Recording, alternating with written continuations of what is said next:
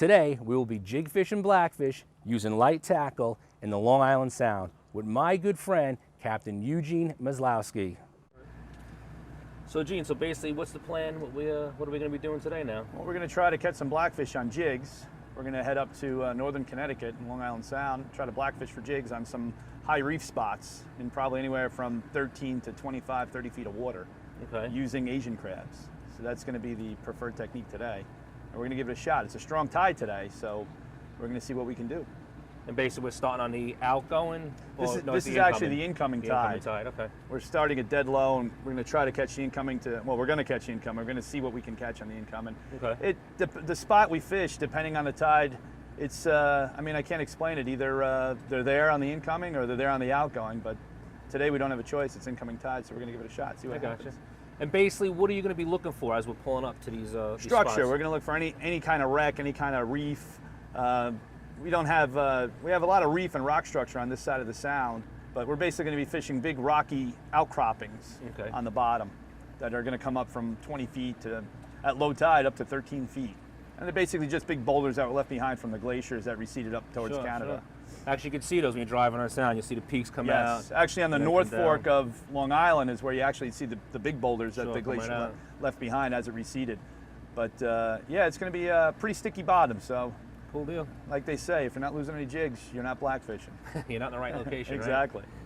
So right now, Eugene's driving around looking for some prime structure. We're looking for those high boulders, real thick, nice rocky bottom, which is going to hold the blackfish. So what we're going to use here is a marker buoy. So when he does come over something, he's going to tell me to throw it overboard, and that will land on the spot. And now we have it marked. Once it's marked, we pull up, we anchor, and we put the boat right where we marked it, and it should be game on. So basically, Eugene, we just threw this one anchor out right now. We're going to start off with the one anchor. We're going to see how we're sitting right now because we have a lot of current, and we have wind coming in the opposite way. Yeah, basically you always want to use two anchors to kind of keep you on the spot so you don't drift off the spot, because blackfishing is all about structure. If you're not on the structure, you're not going to catch the fish. So you want to use two anchors. Even some people use three anchors. They call it a bridle system. But with two anchors, you can basically stay relatively close to the spot. Okay, so Eugene, how's this going to work today? What are we going to do? Well, basically what we're using is we're going to use these jigs, which you can buy. I actually make these jigs from a do-it mold. And they're basically just a 3/0 hook in different weights.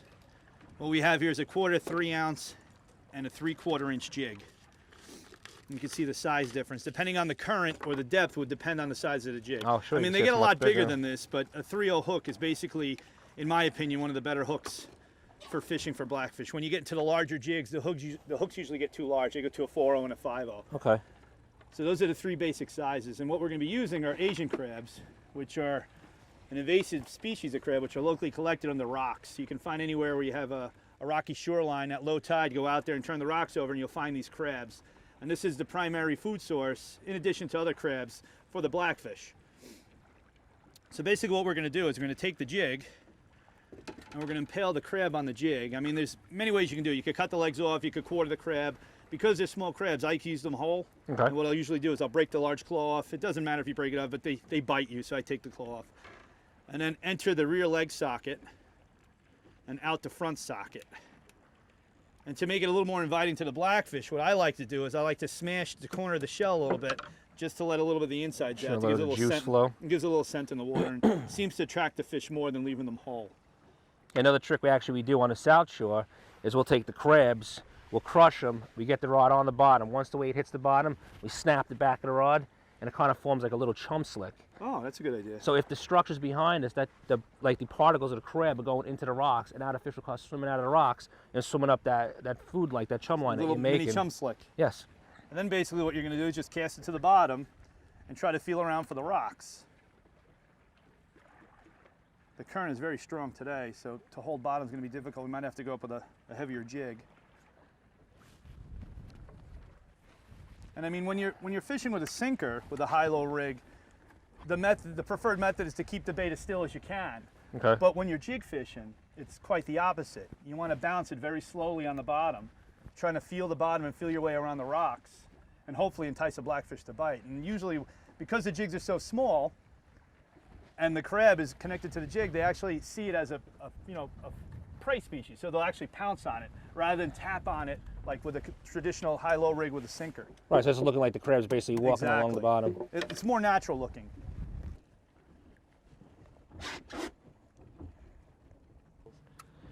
Eugene, basically, I mean, this rod I use right now is a Shimano 4000 with a little small, I believe it's a 6-foot Shimano Trevally spinner. I mean, this rod can handle anything. I've had blackfish up to 9 pounds on this one. I know you've had them up to like, what, 12 on that one, you saying? Yeah, you basically want a stiff rod. This rod's rated to 17 pounds. You definitely don't want something too wimpy because you are fishing sticky bottom and you want to get them before they get into the rocks. There we go. Like snag something? Sea bass. Little sea bass. I got that one. I did a little shake and then I started getting those hits. Let's make some chum down there. Yeah, I found that the slight movement of the rod actually helps the fishing. You know, contrary to what you used to do when you fish with a traditional sinker rig with a high-low rig. Right. You want to keep it as still as possible.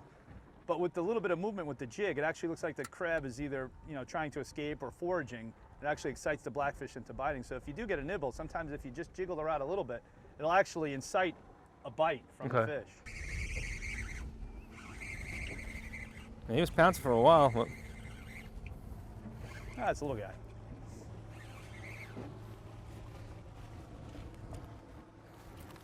The elusive Mr. Tog. That's it. Finally got one. You got a good shot on him too. Yeah, that hook's right through him. Can you hand me that hook out right there by you? There you go. I'm getting better.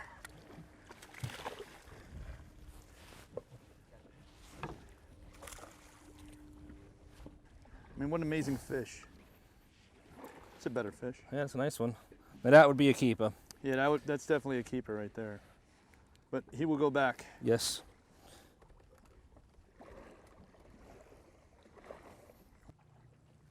Just had a little hit. Oh, did I get him? Got one.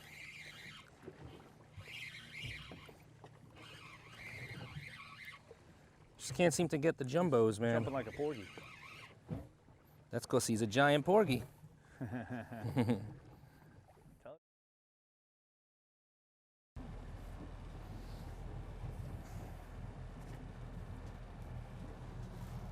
Eugene, thank you so much for today, man. I had a great time. Really learned a lot. And I find it amazing that here we are both living on the same island, and you know, North Shore does something different than the South Shore, and it's incredible just to go to other places and learn these different type of fishing techniques. And thank you so much for showing me everything today. I really appreciate it a lot. Well, I enjoyed having you on the boat, and the season's just beginning. It's only going to get better, and I'll enjoy having you out very, very soon. I will definitely be coming back again. A lot of fun. Thank you again. Thank you, Joe. Talk to you soon.